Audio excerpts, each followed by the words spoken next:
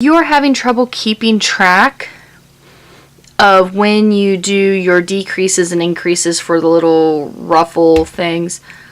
You watch your peg 6.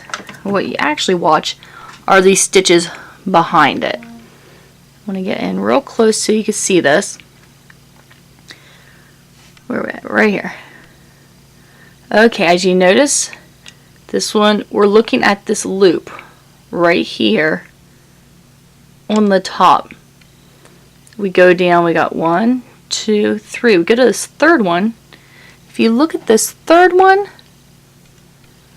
trying to pull it up so you can see. That third one has 2 loops, whereas the rest have 1. There you go. You can see the difference between the first and the second one.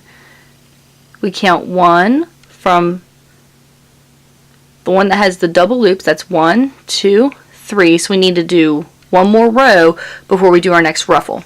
Okay,